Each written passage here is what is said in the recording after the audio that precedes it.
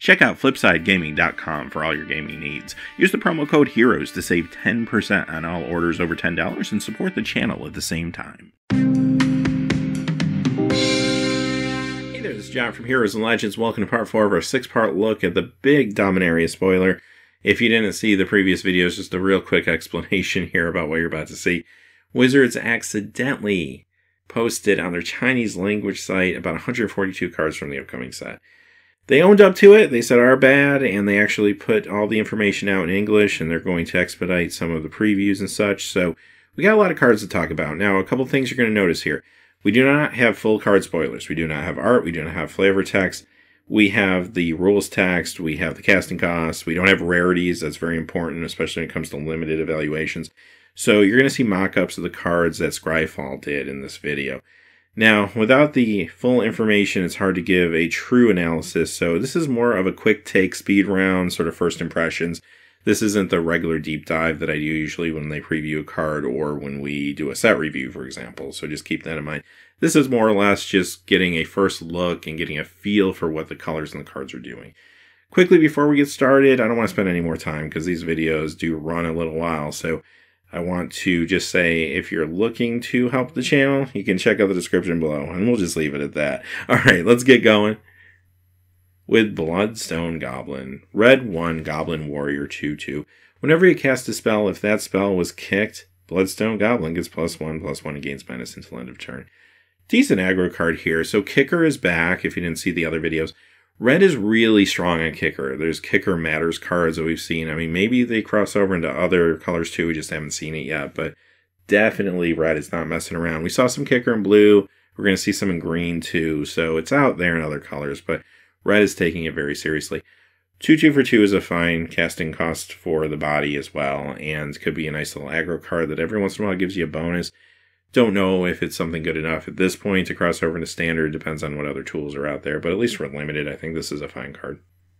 Chandra Bold Pyromancer. I want to warn you before you get too excited. This is a Planeswalker deck Planeswalker. They did tell us that. So it's not the regular set Planeswalker. But this costs 2 red and 4. Legendary Planeswalker Chandra. 5 loyalty. +1. Add 2 red mana. And this will deal 2 damage to target player. -3. This will deal 3 damage to target creature or Planeswalker. -7 deals 10 damage to target player and each creature and planeswalker they control. So not a lot to say about this card. Much like all the other Planeswalker deck Planeswalkers, they're costed a little too high and their abilities are a little too conservative for competitive standard or anything like that. They do that on purpose. But that can be okay because this actually is a fine casual card. It's not a bad card, don't get me wrong. It's just for the casting cost, you're not going to see it in standard. I would play this casually. I would play it in a commander deck. It actually is decent. But just adjust your expectations is all. We're going to see another Planeswalker 2 in this color in just a little bit. Fight with Fire, red and 2. Kicker, red and 5. Fight with Fire deals 5 damage to target creature. If the spell was kicked, it deals 10 damage divided as you choose among any number of targets instead. So that's actually kind of interesting. And now remember the new wording, targets means Planeswalker, player, or creature. Now, this card is a sorcery speed card. It's substantial amount of damage, even if you're not paying the kicker. And I would definitely play this in limited and be pretty happy with it, sealed or draft probably. At sorcery speed though, nah, I don't see this making it into standard. There's just better things right now. But overall, could be a relatively high draft pick even in some circumstances, considering its casting cost. Fire Fist Adept. This is a red and 4 human wizard 3/3. When this enters the battlefield, it deals X damage to target creature and opponent controls, where X is the number of wizards you control. So there's definitely an Is It Wizards theme going on here to some degree, and this one is only good if you have some wizards in your deck. You don't want to be playing a 3/3 for 5 typically, not even in sealed or draft. So if you have a number of wizards, this becomes playable. If you don't, I'm probably not touching it. Get to Journey Mage, a red and 2 human wizard 3/2. When this enters the battlefield, if you control another wizard, this will deal 2 damage to each opponent. Now this one's a little different because the payout's not as big for having a wizard. It's okay. But still, a 3/2 for 3 is also a fine on-curve card for sealed or draft. So yeah, it becomes a lot more playable. I don't see this being played in, say, standard. But yeah, it's a decent curve filler, definitely for limited. Get to Lava Runner. 1 red, 1 2. As long as there are 2 or more instant and or sorcery cards in your graveyard, this gets +1/+0 and has haste. A little awkward because by the time you get those cards in your graveyard, that +1/+1 haste might not matter anymore. It is a 1-drop. It can get slightly aggro maybe as a 1/2, but I would have preferred this maybe as a 2/1 that goes up to a 3/1 or a 2/2. So again, I don't know if I really see myself playing this. The thing that's awkward is in limited games, sometimes you don't have all that many instants and sorceries in your deck, and you can't really count on them, I don't think, to be out as fast as this is going to want them to be out. So I don't know. This feels like an awkward card to me just generally. I mean, I get what this card's trying to do in a more aggressive build, but you really need to have that instant or sorcery quickly. Maybe this has a better chance at Modern than even Standard. However, Modern's got so many good aggro cards, I don't think it would need this. Goblin Barrage. Red and 3, kicker, sacrifice an artifact or goblin. Goblin Barrage deals 4 damage to target creature. If this spell was kicked, it also deals 4 damage to target player or planeswalker. Now, we did see that black and blue seem to be playing around with artifacts. Red is definitely getting in there too, at least a little bit from what we can tell so far. So this card, you know what, doing 4 damage to target creature is not bad for limited purposes. Again, even though it is a sorcery, I think it's good enough. And if you can sacrifice a goblin or artifact at some point, who knows, you get a little more benefit even, perhaps. Goblin Chain Whirler. 3 on color here, 3 red, Goblin Warrior, 3/3, first strike. When this enters the battlefield, though, deals 1 damage to each opponent and each creature and planeswalker they control. Very good probably against Golgari. It looks like they do have a little bit of token generation going on in those colors. But even so, a 3/3 for a striker for 3 is very strong. I know it's 3 on color, which makes it a little more difficult sometimes to cast, but I'm going to be really happy to play this in Sealed and Draft. Could it cross over into Standard? I don't know. I mean, that 3 on color makes it a tad bit inconsistent for the early turns, which is where you kind of want it. So I guess we'll have to kind of wait and see how that unfolds. But maybe, but I don't know. There's still a lot of good cards in the format right now. It's hard to think what this would replace in a deck. We get our first reprint here with Goblin War Chief. So this is kind of like a Goblin Lord, basically. I mean, it doesn't buff the goblins, but it does make them a little easier to cast, and goblin creatures you control have haste. This has been at least a little while since we've seen this card. Very welcome reprint, actually, for limited purposes, I think, as long as there's enough good goblins in the set. I'm assuming we'll probably see a Goblin Lord. I mean, we haven't seen anything quite like that yet, but I don't know, stay tuned as the weeks go on, because it does feel like since goblins didn't get any attention in Ixalan, maybe they'll get a little tribal love here. Haphazard Bombardment. I love that name. This is a red and 5 enchantment. When this enters the battlefield, choose 4 non-enchantment permanents you don't control and put an aim counter on each of them. At the beginning of your end step, if 2 or more permanents you don't control have an aim counter on them, destroy one of those permanents at random. Okay, when I first saw this card, the first thing that came to my mind is, oh no, what's Trick Jarrett going to use as his preview card now? Because this totally would have been his preview card. I was joking around during the last preview season. He always picks like the red Jank card to show off, and this feels like the red Jank card this time. I feel like this is here because it's a high variance card that's, you know, old Magic. They used to do that. It's not a horrible card. It's not unplayable, but I'll be honest with you. Does it make my cut and sealed and draft a lot of the time? I don't know. Probably not. I feel like there's going to be better things that are more consistent. But I love the fact that they made this card just regardless. And like I said, it's not horrible. Don't get me wrong. There's times where I probably would actually play it. Jaya Ballard. As a Planeswalker, this is super sweet. 3 red and 2. Legendary Planeswalker Jaya. 5 loyalty, +1. Add 3 red mana. Spend this ability only to cast instant or sorcery spells. +1. Discard up to 3 cards and draw that many cards. And -8, you get an emblem with you may cast instant and sorcery cards from your graveyard. If a card cast this way, it would be put into the graveyard exile instead. Let's talk the down points first. I mean, 3 on color is a little difficult sometimes to cast, depending on what your deck's doing in your mana base. But 5 casting cost Planeswalker has some nice abilities behind it. I mean, adding 3 red, you can only use that for instance in sorcery, sure, but there's still a lot of fine ones out there. And maybe more importantly, the ability to discard cards you don't need, like extra lands or something for like an aggro deck. That could be pretty sweet to draw more cards and refuel. So does this actually make it into Standard? The only thing going against it right now, honestly, is there's so many good red cards. Like, I have to think, what does this replace? And I don't know if it does replace a lot of stuff. But maybe as a 1 of or 2 of, I'd at least want to try it out. I do think it's actually kind of a cool card. Also has decent loyalty at 5, which is really nice. And this could be a little higher end of curve for some of these decks, but still, I just feel like you're getting a lot out of it. And some decks are starting to evolve more into mid-rangey or big red decks. Maybe those are the decks that want something like this. I don't know. The -8 is still achievable, too. I mean, considering you got 2 different +1s and 5 loyalty. Feels like a decent card. I want to at least try it for standard. This will be a bomb and limited, no doubt. Jaya's Immolating Inferno. 2 red and X. Legendary sorcery. And if you saw the other videos, you know that means you have to have a legendary creature or planeswalker in play to cast this thing. And it will deal X damage to each of up to 3 targets. Pretty good, actually, in limited if you have a legendary card in play already. Creature or planeswalker in play, I should say. So it's playable. The inconsistency of not always having that available to you in standard, I think we'll keep it out of there. Also, it's not an instant. That doesn't help it either, considering there's good instants. So yeah, it's definitely a card, though, I think I would pick highly in a draft, though. Keldon Overseer. Red and 2, Human Warrior Kicker. Red and 3 with haste. 3/1. When this enters the battlefield, if it was kicked, gain control of target creature until end of turn. Untap that creature, gains haste till end of turn. So, a couple things here. Gain control of target creature, not opponent's creature, so you can actually use it to untap and give one of your creatures haste. So, keep that in mind. But even aside from that, typically you'll probably use this in the fair way, or the normal way, I should say, and simply play this, use a threaten effect, attack in with that creature and this creature and whatever else you got. Could be a pretty big play for the mana. Now, granted, that kicker cost adds up, right? But for 3, a 3/1 haste creature is still really good. Super aggressive. I would be happy to play this in an aggro deck and seal to draft for sure. Could this cross over into standard? Again, the hard part is there's so many good red cards. What does this actually replace in a deck? That's my big question. But I don't know. Maybe I'd try one of these. Keldon Warcaller. Red and 1. Whenever this attacks, put a lore counter on target saga you control. 2/2. So this is one of the few ways we've seen so far that lets you actually manipulate the sagas a little bit. And that could lead to maybe some more powerful plays, because sometimes they do feel like they could be a tad bit slow. A card like this is also just a decent 2/2 for 2. Good limited card just generally for those stats. And if I have some sagas, yeah, I'm certainly interested in playing this.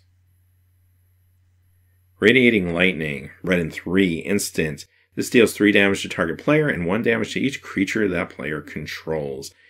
So this is, again, good removal for limited purposes. If you're playing against Golgari, this could be really damaging because they do have some token creation, it looks like, in the set. I don't really see this crossing over into standard because there's so many more economical options right now for this type of thing. But it's not bad. Again, it could be a sideboard card if there was ever a deck with a lot of 1 toughness creatures or tokens that becomes good. Rampaging Cyclops. 4/4 for 4. However, it is a Cyclops, and it's one of those cards where it gets -2, -0, as long as 2 or more creatures are blocking it. I don't know. I mean, a 4/4 for 4 is cool, but the fact that a lot of times it's really a 2/4, and it's just going to get like blocked by a couple 2/2s or something, and it's going to trade for one of them, that doesn't feel really good for 4 mana. I think this one's kind of a trap. I don't know if I want to play this even in sealed or draft. Siege Gang Commander, another reprint. This is a real good one. We saw this one in Eternal Masters last, and this is a strong card. 2 red and 3. It's a Goblin 2/2. When it enters the battlefield, create 3 1/1 red Goblin creature tokens, pay a red and 1, sacrifice a Goblin, and this will deal 2 damage to target creature or player. Fantastic. If you've never played with this card before, try it out. You will love it. Again, it makes me feel like there's more Goblin synergies coming we haven't seen yet, and this card is definitely strong enough to see some standard play, perhaps. It has in the past, and it could again. Skizik, another reprint. This one from Invasion. It's a red 3 elemental kicker, 1 red 5/3 trample haste, and if you paid the kicker, you don't have to sack it at the end of turn. So it's kind of like one of those ball lightning style cards, but maybe it can stick around if you pay the kicker, although it only has 3 toughness. It will probably get blocked by something anyway. So, I don't know. I don't think this is quite good enough for today's standard necessarily, unfortunately, but it was never reprinted. It's kind of a cool nostalgic inclusion, and probably decent in sealed and draft. Squee the Immortal. Squee is alive and well, apparently. 2 red and 1. Legendary creature, Goblin 2/1. You may cast Squee the Immortal from your graveyard or from exile. So another card you can cast from exile, which we know from the past can do some broken things, so watch out, Eternal formats. But at least for the standard format or for limited, this card's super good because it's persistent. I mean, cards you can't easily get rid of, or really, I don't even know how you would get rid of this thing other than maybe like pacifying it or something like that. So this is really awesome. Like, I would be happy to play this, of course, in limited. Just a persistent, even if it's a blocker, still could be good for you. And maybe this does see some standard play, again, because of the persistence. The First Eruption. Red and 2, Enchantment Saga, Number 1 in the saga, the first eruption deals 1 damage to each creature without flying. 2, add 2 red mana. 3, sacrifice a mountain. If you do, the first eruption deals 3 damage to each creature. Okay, this is awesome top-down design. Like, it walks you through a volcano erupting, basically. Like, at first, the flyers kind of get hit by stuff, and then you get some mana out of it. Then the mountain gets blown up and deals damage to all the creatures. Like, this is just really cool. Do I end up playing it? I don't know. Beats me. But, at least for unlimited purposes, I might entertain the thought, considering it does actually have some big effects as long as it can stay on the battlefield. The Flame of Keld, another saga. 1, discard your hand. 2, draw 2 cards. 3, if a red source you control would deal damage to a permanent or player this turn, it deals that much damage plus 2 to that permanent or player instead. This one makes me nervous. I don't really like discard your hand as number 1. Now, granted, I understand that I can play this later, but then why am I happy that it costs 2 if that's the case, right? Now, if I'm in an aggro deck and I'm dumping my hand quickly and this can get me potentially 2 more cards, wonderful. But my fear is I dump my hand and then this thing gets blown up. I don't even get the 2 cards, and far be it that I might not even make it to 3. I realize an aggro deck could want this, but it feels just too risky to me. Veldu, Keeper of the Flame, a red and 2, 3/2 legendary creature, human shaman at the beginning of combat on your turn. For each aura and equipment attached to this, create a 3/1 red elemental creature token with trample and haste. Exile those tokens at the beginning of the next end step. I like the idea here, and it's still a 3/2 for 3, which is decent for limited anyway. But I am a little afraid of getting blown out. Like, I just start putting stuff on this card, like auras or whatever, and then it gets destroyed, and all my resources kind of went for nothing. And granted, if I can get this thing rolling and protect it, wonderful. And there are some ways to protect it that we've seen, so maybe it's worth it if you can have a little backup in your hand or something. But other than that, I don't know if I typically play this without a backup plan or something like that, because again, it could slow you down a lot if it gets destroyed, unfortunately. Now, if your opponent can't answer it, you're going to be doing some crazy stuff, but again, you probably would have been winning anyway at that point. Verax Bladewing, 2 red and 2, legendary creature dragon 4/4, kicker 3 with flying. When this enters the battlefield, if it was kicked, create Verax Bladewing, a legendary 4/4 red dragon creature token with flying. So, if you pay the kicker, which is actually not horrible for 3 more mana here, you get 8/8 power toughness in the air. That's really good. And even 4/4 flyer for 4 is strong as well. So yeah, this is a great card for you in limited. I'd be really happy to play this in Draft and Seal. Strong pickup for sure. And could it see play? Maybe in the world of Standard. I mean, if there's a time, this is the time. We are seeing a variety of different red decks out there. One thing I will say, though, the problem right now in Standard for a 4-drop red creature is the fact that it's competing with Hezra, it's competing with Rekindling Phoenix. So this maybe has a better chance in the future than it does right now.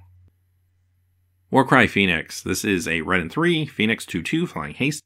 Whenever you attack with 3 or more creatures, you may pay a red and 2. If you do, this will return from your graveyard to the battlefield tapped and attacking. So very persistent Phoenix, as they usually are. This one has haste, which is nice. So forecasting cost 2/2 flyer haste. That's okay. I'm probably not all in on this card, though, unless I'm in a true aggro deck with a lot of small creatures that can keep attacking, maybe some evasion, things of that nature. If I'm on that plan, then this becomes a really good card for me. If I'm not on that plan, then I don't know if I play this, and I do think it's a little too inconsistent, unfortunately, for Standard. And you do have so many good cards, like I said. It's going to be hard to elbow its way in at 4 into Standard right now, being a red card. But I will say, for Limited, I'd be happy to try it out, as long as I'm in a more aggro build. Warlords Fury, 1 red, sorcery, creatures you control, gain first strike until end of turn, draw a card. I like that it costs 1, I like that it cantrips. It's not an instance, you can't surprise your opponent with this, but okay, it does give all your stuff first strike. That could be good if you're going wide, maybe Boros or something like that. So definitely has its role in Limited. Wizard's Lightning, red and 2, instant. The spell will cost 2 less if you control a wizard. Wizard's Lightning deals 3 damage to any target. So basically, if you have Wizard, it's Lightning Bolt. If you don't, it's a red and 2, but it's still good. Could it see play in Standard? Maybe. And I don't know, could a Wizard deck be a thing? Not so sure. We haven't seen enough to make me feel like that could get there, but you never know. There's a lot of cards to go. For limited purposes, though, whether I have a Wizard or not, very, very playable. All right, let's look at a few multicolor cards. We have Grand Warlord Radha. This is a green, red and 2. Legendary creature, Elf Warrior, 3/4 with haste. Whenever 1 or more creatures you control attacks, add that much mana of any combination of red and or green until end of turn, and you don't lose this mana as steps and phases end. Well, if you're trying to ramp into something, this is a way to do it. What's funny, though, is they keep giving us all these cards that allow us to get all this mana. We don't really have a lot of good ramp targets still. I mean, we got more cards to see, don't get me wrong. But where are the ramp targets, right? With that being said, it's still a 3/4 haster for 4. That's not bad. I would be really happy to play this in limited, as a matter of fact, if I'm in these colors. Maybe not first pickable, considering it's a 2-color gold card, and I don't necessarily always want to commit to that. But if I'm starting to go down the route of one of these colors, I'm definitely going to look at this pretty hard, pretty early, right? Or definitely early in Pack 2 or Pack 3. So now, the one thing you don't want to overlook with this card, though, is it does have haste. So if you do put this out on turn 4 and say some kind of mid-range Gruul deck or even like a Monsters deck, you can attack in with this right away as a 3/4 perhaps if it can get by. And even if it doesn't, it does let you accelerate just a little bit, maybe to your next creature. So it could see some standard play. I'd at least want to test it out. Halar the Fire Fletcher. Green, red, 1, legendary creature, elf archer, 3/3 trample. Whenever you cast a spell, if that spell was kicked, put a +1/+1 counter on this, and then it will deal damage equal to the number of +1/+1 counters on it to each opponent. Actually, very manageable casting cost here. 3 for a 3/3 with trample and this ability on top of it. First and foremost, I'm thinking about building a kicker commander deck now, if I wasn't before. So I think that could be kind of fun. Kicker, I don't know how reliable that's going to be in standard because its kicker costs at least seem to be pretty high for standard at this point. In limited, yeah, you could find some value here, no doubt. Fire Song and Sunspeaker. This is actually going to be the buy a box promo as well. They did tell us that. Red, white, and 4, legendary creature, Minotaur Cleric, 4/6. Red instant and sorcery spells you control have lifelink. Whenever a white instant or sorcery spell causes you to gain life, Fire Song and Sunspeaker deal 3 damage to target creature or player. This one's funny because red instant and sorcery spells you control have lifelink, but if a white instant or sorcery spell lets you gain life, then you get the ability. That seems counterintuitive. I don't know, maybe it would have been too much if they said red spells gaining you life will do this, but I don't know, it just feels like it still would have been reasonable considering the casting cost and stuff, and the creature doesn't have like evasion or anything. So yeah, this is fine for limited, maybe even a good card in limited, considering if you have a few ways to gain life in white, this could be kind of interesting. But even if you don't, just giving your red instants and sorcery spells lifelink, even if you only have a couple in your deck, it's enough value for me to want to try this thing out. Probably not beyond limited though. Tiana, Ship's Caretaker. Red, white, and 3, legendary creature, Angel Artificer, 3/3, flying for strike. Whenever an aura or equipment you control is put into the graveyard from the battlefield, you may return that card to its owner's hand at the beginning of the next end step. So this gives you a little more persistence for your aura and your equipment cards. That's never a bad thing if you're trying to do that. Also, flying for strike for 5 isn't bad for limited. I do think it's a little underwhelming as well as a little conditional of an ability for the world of standard at this point, unless someone can brew something really cool once we see the rest of the set. But I would still be really happy to play this in limited, and it would encourage me maybe to play more auras and equipment. We've seen some interesting auras. It will be fascinating to see how good the equipment ends up being in this particular set. Where this is most interesting for me, though, is Commander, because you do have those builds that run more auras and more equipment, so it could be a good utility card there. All right, with that being said, guess what? We got through all the red cards, so we're almost there. We got 2 more parts to go, and I'm just going to keep working on these videos, trying to get them out as fast as possible. Definitely want to get them all out before Monday, because, of course, that's when we get more previews, apparently, Monday and Tuesday. So we'll be working. We're still going to do the Market Watch. If I don't know when this is going to air, maybe the Market Watch already aired, but still working on that too. But until next time, thanks for watching. Please remember to like and subscribe. Have a great day. Hey, thanks for watching. This video is made possible by the generous support of viewers like you on Patreon. Check out the description below for links to our Patreon page as well as our Amazon affiliate store, where a small percentage of all sales will also help support the channel. Finally, if you haven't had a chance yet to subscribe, hit that subscribe button so you don't miss any new videos on Heroes and Legends. Talk to you again soon, and have a great day.